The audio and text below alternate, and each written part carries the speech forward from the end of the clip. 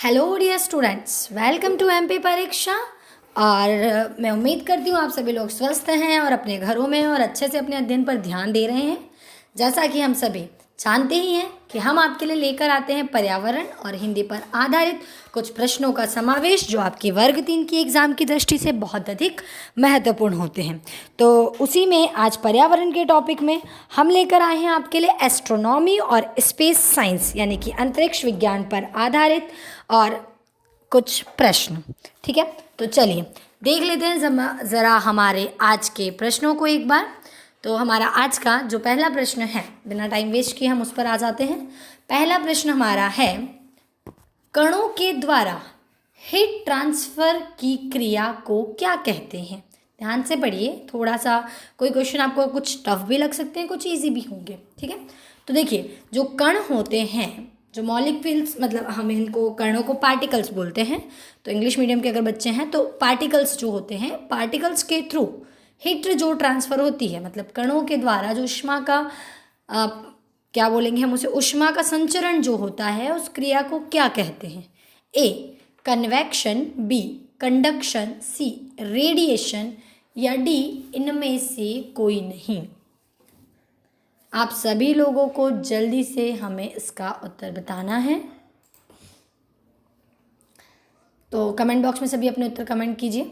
चलिए तो देख लेते हैं हम लोग। इसका जो सही उत्तर हो जाएगा वो होगा रेडिएशन। जब भी किन्हीं पार्टिकल्स में हीट ट्रांसफॉर्मेशन की जो क्रिया होती है उसे हम रेडिएशन कहते हैं। क्योंकि देखिए विकिरण यानी कि होता है रेडिएशन, हिंदी में से हम विकिरण कहते हैं, इंग्लिश में रेडिएशन। इसमें क्या होता है, ऊष्मा संचरण के लिए किसी माध्यम की आवश्यकता नहीं होती। हीट ट्रांसफॉर्मेशन के लिए कोई मीडियम होना ज़रूरी नहीं होता। ठीक है, ये वैक्यूम यानी कि निर्वात में भी हो जाता है। ठीक है, तो इसीलिए यहाँ पर क्या होता है कि जितनी भी पृथ्वी से सूर्य पर ऊष्मा जो आती है वो विकिरण विधि से ही आती है। आप लोगों की जानकारी के लिए बता देती हूँ ये भी मैं। ठीक है, तो यहाँ पर विकिरण इसका सही उत्तर होगा। अगला है प्रश्न, ओजोन छिद्र सबसे अधिक किसके ऊपर बना हुआ है? जो ओजोन लेयर की हम बात कर रहे हैं, तो यहाँ आपको जो विकल्प दिए हैं अलग अलग जैसे नाम दिए हैं, अफ्रीका, बी भारत, सी अंटार्कटिका और डी यूरोप। तो आपको बताना है ओजोन क्षेत्र सबसे ज़्यादा किसके ऊपर बना हुआ है। तो देखिए यहाँ इसका जो सही उत्तर है वो अंटार्कटिका होगा, क्योंकि अंटार्कटिका जो है वहाँ पर ओजोन छिद्र जो है उसके ऊपर जो है सबसे मतलब अधिक जो है उसी के ऊपर ओजोन छिद्र बना हुआ है। ठीक है, ओजोन का जो मतलब निर्माण है, ओजोन O3 गैस के बारे में आप सभी ने सुना ही है ओजोन के बारे में। तो देखिए रेफ्रिजरेटर जो होते हैं हमारे, जो अग्निशमन यंत्र होते हैं आदि में उपयोग किए जाने क्लोरोफ्लोरो जो कार्बन होता है उससे ओजोन परत का क्या होता है, ह्रास होता है। ठीक है, तो यहाँ पर ओजोन परत की हम बात अभी और भी करने वाले हैं, ओजोन छिद्र के बारे में आगे बात। तो यहाँ बस आपको इतना ध्यान रखना है कि ओजोन छिद्र जो है वो सबसे अधिक किसके ऊपर है, अंटार्कटिका के ऊपर बना हुआ है। चलिए अगला प्रश्न देखते हैं, ग्रह गति नियम का निरूपण किसने किया? देखो यहाँ हम एस्ट्रोनॉमी और स्पेस साइंस की बात कर रहे हैं, तो उसी में अगला क्वेश्चन है कि जो ग्रहों की गति है उसके बारे में किसने उसका निरूपण किया था? निकोलस कोपरनिकस, बी जॉनिस केपलर, सी सर आइजैक न्यूटन और डी गैलीलियो। तो देखिए यहाँ महान साइंटिस्ट के नाम दिए गए हैं, जिसमें से केपलर जो हैं उन्होंने ग्रहों की गति के बारे में बताया था। आइजैक न्यूटन जो थे, न्यूटन ने बल के और गति के बारे में बताया था, लेकिन ग्रहों की गति जॉनिस केपलर ने दी थी और गैलीलियो ने जड़त्व का सिद्धांत दिया था। तो ये कुछ हैं जो आपको याद रखने हैं। अगला प्रश्न देख लेते हैं, ब्लैक होल के गणितीय सिद्धांत को निम्न में से किसने दिया था? ठीक है, ब्लैक होल के बारे में किसने बताया था? विकल्प हैं, A CV Raman, B HJ. Bhabha यानी कि Homi Jehangir Bhabha, C S Chandrasekhar, D Hargobind Khorana. तो यहाँ पर मैं आपको बता दूं कि सुब्रमण्यम चंद्रशेखर जो थे वो 20वीं सदी के महान वैज्ञानिक थे। ठीक है, उन्होंने अपने खगोल शास्त्र, भौतिकी आदि में बहुत सारे काम किए। 1983 में इन्हें नोबेल पुरस्कार से भी सम्मानित किया गया था और यही थे जिन्होंने ब्लैक होल के गणितीय सिद्धांत को प्रतिपादित किया था। ठीक है, चलिए अगला देख लेते हैं। अगला प्रश्न है, इसरो का पूरा नाम क्या है? देखिए ये तो बहुत सिंपल सा क्वेश्चन है, शायद मुझे विकल्प देने की भी ज़रूरत ना पड़े, आप सभी को इसका उत्तर पता ही होगा। ठीक है, तो जिनको नहीं पता है फिर भी मैं विकल्प एक बार दे देती हूँ, है ना। तो विकल्प है ए भारतीय अंतरिक्ष रॉकेट अनुसंधान संरचना, बी भारतीय अंतरिक्ष अनुसंधान संगठन, सी भारतीय अंतरिक्ष आयुर्वेद अनुसंधान संगठन, डी भारतीय अंतरिक्ष एवं रॉकेट अनुसंधान संगठन। इसका जो सही उत्तर होगा वो क्या होगा, इंडियन स्पेस रिसर्च ऑर्गेनाइजेशन अर्थात भारतीय अंतरिक्ष अनुसंधान संगठन इसरो का पूरा नाम है। ठीक है, इसका मुख्यालय कहाँ है, बेंगलोर में है, कर्नाटका के बेंगलोर में इसका मुख्यालय है। ठीक है, जहाँ से सारे उपग्रह ग्रहों की हम लोगों को जो जानकारी मिलती है, स्पेस के जितने भी कार्य वो कहाँ पर होते हैं, इसरो में होते हैं।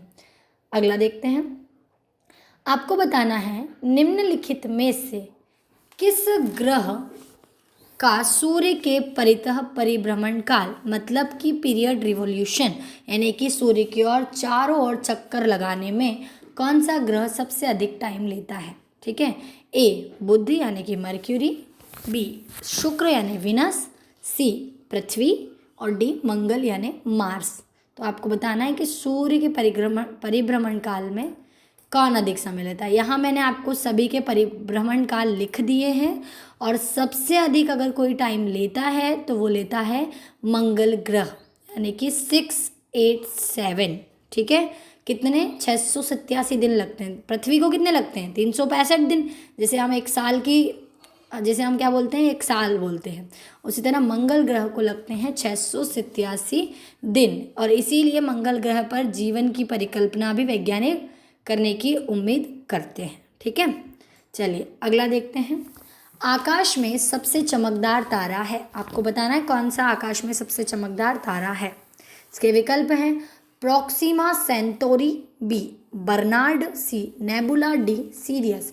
बहुत इंपॉर्टेंट क्वेश्चन है, देखिए ये प्रश्न आपसे पूछा भी जा सकता है कि आकाश में सबसे चमकदार तारा कौन सा है। तो आपको बता दूं कि सीरियस जिसे लुब्धक तारा भी कहा जाता है, ये आकाश का सबसे चमकदार तारा होता है। ठीक है, और सौर मंडल में दूरी में इसका स्थान 7वां होता है। ठीक है, तो ये आपको ध्यान रखना है यहाँ पर।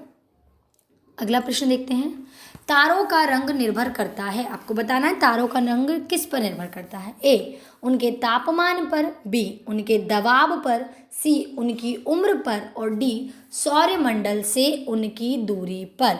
यहाँ आपको ये बताना है कि जो तारों का रंग है वो निम्नलिखित में से किस चीज़ पर निर्भर करता है। तो जल्दी से मुझे कमेंट बॉक्स में आप सभी अपने उत्तर दीजिए। जी, जिन लोगों ने उत्तर दिया है बिल्कुल सही, तारों का रंग जो है वो किस पर निर्भर करता है, तारों का रंग निर्भर करता है उनके तापमान पर, क्योंकि उनकी जो चमक होती है वो किस पर होती है, उनके टेम्परेचर पर होती है। जितना अधिक तापमान होगा उतनी ही अधिक तारों की चमक होती है।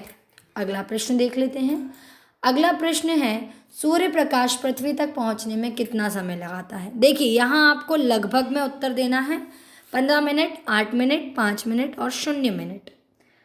देखिए जो सूर्य का प्रकाश है वो पृथ्वी पर लगभग पहुंचता है 8 मिनट 16.6 सेकंड में। तो लगभग की अगर हम बात करेंगे तो यहाँ इसका सही उत्तर हो जाएगा 8 मिनट।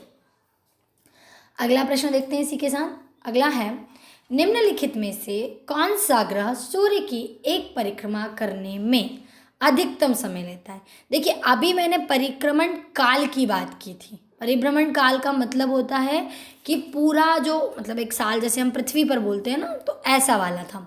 तो पृथ्वी पर हमने 365 दिन बताया था, उसी तरह हम यहाँ पर पूछ रहे हैं कि एक परिक्रमा को पूरा करने में, यानी कि एक परिक्रमा का क्या मतलब हो गया यहाँ पर, जैसे कि हमारे यहाँ पर होता है ना कि कितने किलोमीटर कितने सेकंड में एक परिक्रमा पूरी हो जाती है, स्पीड उसकी हमको बतानी होती है। तो यहाँ पर इसका जो उस हिसाब से सही उत्तर होगा कि अधिकतम जो पूरी करने में ग्रह लेता है टाइम, वो कौन सा हो जाता है, बृहस्पति लेता है। क्यों? क्योंकि बृहस्पति सबसे अधिक समय लेता है। कितना समय लेता है कक्षीय वेग को पूरा करने में? 11.9 वर्षों का समय जो है वो बृहस्पति ग्रह यहाँ पर लेता है एक परिक्रमा को पूरी करने में। तो यहाँ जो दिए गए विकल्प हैं अगर मैं उनसे तुलना करूं तो बृहस्पति यहाँ पर दिए गए विकल्पों में सबसे अधिक समय लेता है। ठीक है, विकल्प में क्योंकि यहाँ पर पृथ्वी है, मंगल भी है, तो यहाँ पर सबसे अधिक जो समय लेने वाला ग्रह है वो कौन सा है, बृहस्पति होगा। ठीक है, चलिए तो यहाँ पर ये हुए हमारे पूरे 10 प्रश्न। इन 10 प्रश्नों पर आधारित था हमारा आज का जो टॉपिक था वो। ऐसे ही प्रश्न आपको आने वाली कक्षा में और अधिक मिलते रहेंगे। तब तक आप लोग हमारे साथ पढ़ते रहिए और अपने समय का सदुपयोग करते रहिए, निरंतर टेस्ट लगाते रहिए ताकि आने वाली एग्ज़ाम में आप अच्छा प्रदर्शन कर सकें। तब तक के लिए आप सभी को ऑल द वेरी बेस्ट। दोस्तों ऐसी और वीडियोस के लिए सब्सक्राइब कीजिए परीक्षा चैनल को और बेल आइकन दबाना ना भूलें। और अगर आप तैयारी कर रहे हैं तो प्रैक्टिस के लिए अभी डाउनलोड करें MP परीक्षा ऐप।